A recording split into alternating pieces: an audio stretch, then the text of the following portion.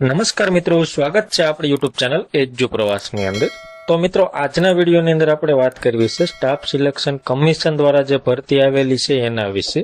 જે police head constable માટેની ભરતી છે, જેમાં કઈ કઈ પોસ્ટ માટે ભરતી છે, કુલ જગ્યા કેટલી છે, ફોર્મ ભરવા માટે તમારી પાસે લાયકાત શું હોવી જોઈએ, ઉંમર મર્યાદાની શું જરૂર પડશે, અરજી તમારે કેવી રીતે કરવી, કોને કેટલી અરજી ફી ભરવાની થશે, પગાર ધોરણ શું આપવામાં આવશે અને ગુજરાતની અંદર કયા કયા પરીક્ષા સેન્ટરો આવેલા છે અને પરીક્ષાનો અભ્યાસક્રમ કેટલા વિભાગમાં પરીક્ષા આવશે, તો પરીક્ષામાં શું શું પૂછવામાં આવશે જેવી તમામ માહિતી, આ ભરતીને રિલેટિવ તમામ માહિતી આજે આપણે મેળવવાના છીએ।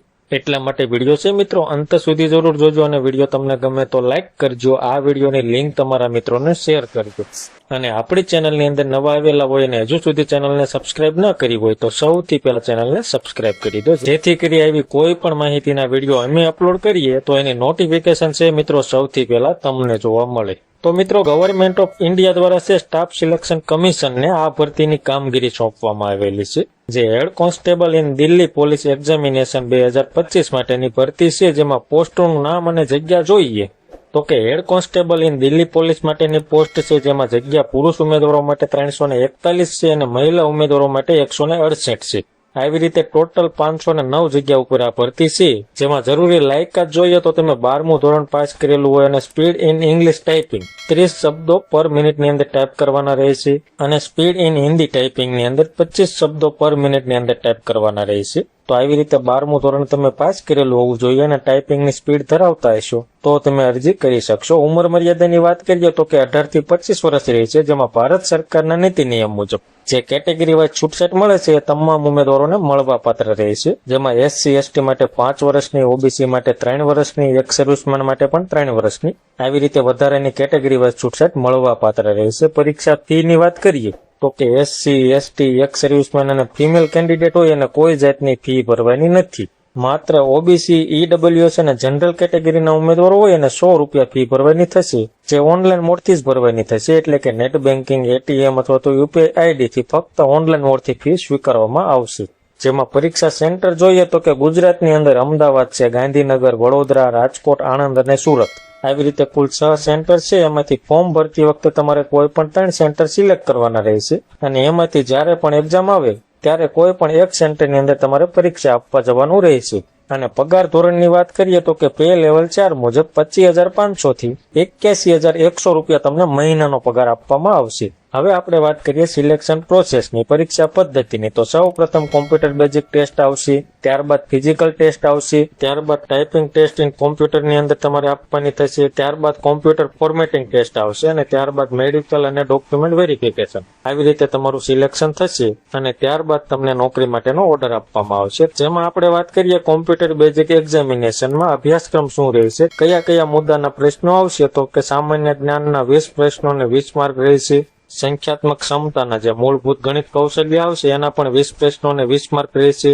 સામાન્ય બુદ્ધિના 25 પ્રશ્નો અને 25 માર્ક રહેશે, અંગ્રેજી ભાષાના પણ 25 પ્રશ્નો અને 25 માર્ક રહેશે, ત્યારબાદ કોમ્પ્યુટર ફંડામેન્ટલ છે, MS એક્સેલ છે, MS વર્ડ છે, ઇન્ટરનેટ છે, સંસાર છે, www છે, વેબ બ્રાઉઝર છે, એના 10 પ્રશ્નો અને 10 માર્ક રહેશે। આવી રીતે કુલ 100 માર્કનું પેપર રહેશે અને પરીક્ષાનો સમય તમને 90 મિનિટ આપવામાં આવશે। ત્યારબાદ ફિઝિકલ ટેસ્ટ કેવી રીતે લેવામાં આવશે એના વિશે વાત કરીએ તો કે મેલ ઉમેદવારો માટે ઊંચાઈ 165 સેન્ટીમીટર હોવી જોઈએ અને વજન છે ઊંચાઈના આધારે નક્કી કરવામાં આવશે। જેમાં રનિંગ છે મિત્રો 1600 મીટર કરવાનું રહેશે, જે 7 મિનિટની અંદર પૂર્ણ કરવાનું રહેશે, અને લોંગ જમ્પ છે મિત્રો 12.5 ફૂટ કરવાનું રહેશે અને હાઈ જમ્પ છે 3.5 ફૂટ કરવાનું રહેશે। છાતીની વાત કરીએ તો કે નોર્મલ 78 સેન્ટીમીટર હોવી જોઈએ અને ફૂલાવીને 83 સેન્ટીમીટર એટલે કે 4 સેન્ટીમીટર ફૂલાવાની ક્ષમતા હોવી જોઈએ। ત્યારબાદ ફિમેલ કેન્ડિડેટ માટે જોઈએ તો કે ઊંચાઈ 157 સેન્ટીમીટર હોવી જોઈએ, ફિમેલ કેન્ડિડેટને છે 800 મીટર રનિંગ છે 5 મિનિટની અંદર પૂર્ણ કરવાનું રહેશે, લોંગ જમ્પ 9 ફૂટ આવશે અને હાઈ જમ્પ છે 3 ફૂટ આવશે। આવી રીતે તમારી ફિઝિકલ ટેસ્ટ લેવામાં આવશે, ત્યારબાદ ટાઈપિંગ ટેસ્ટ આવશે,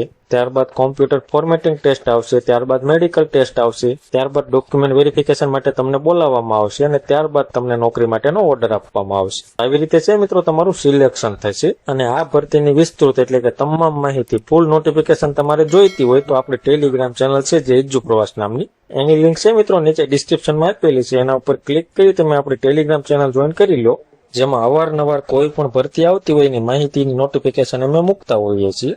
એ PDF ડાઉનલોડ કરી તમે તમામ માહિતી ઘર બેઠા જોઈ શકો. એટલા માટે છે મિત્રો આપણી ટેલિગ્રામ ચેનલ તમે જોઈન કરી લો. અને મિત્રો આ ભરતીનું ફોર્મ તમારે ઓનલાઈન જ ભરવાનું રહેશે, જેના ફોર્મ 29/9/2025 થી ચાલુ થઈ ગયા છે અને ફોર્મ ભરવાની છેલ્લી તારીખ 20/10/2025 રહેશે. અને ફોર્મ ભરવા માટેની લિંક અહીંયા દર્શાવેલી છે ssc.gov.in. આ વેબસાઇટ ઉપર જઈ તમારે રજીસ્ટ્રેશન કરવાનું, ત્યારબાદ ફોર્મ ફિલઅપ કરવાનું, ત્યારબાદ તમારે લાઈવ ફોટો અપલોડ કરવાનો, સહી અપલોડ કરવાની અને ત્યારબાદ ફોર્મને સબમિટ આપી દેવાનું. અને જો તમે કેટેગરીમાં આવતા હોય અને ફી ભરવાની થતી હોય તો તમારે ઓનલાઈન મોડથી ફી ભરવાની અને એની પ્રિન્ટ આઉટ તમારે કાઢી લેવાની. અને જ્યારે પણ કોલ લેટર ડાઉનલોડ થાય ત્યારે રજીસ્ટ્રેશન નંબર અને જન્મ તારીખથી તમારે કોલ લેટર ડાઉનલોડ કરી અને પરીક્ષા આપવાની રહેશે.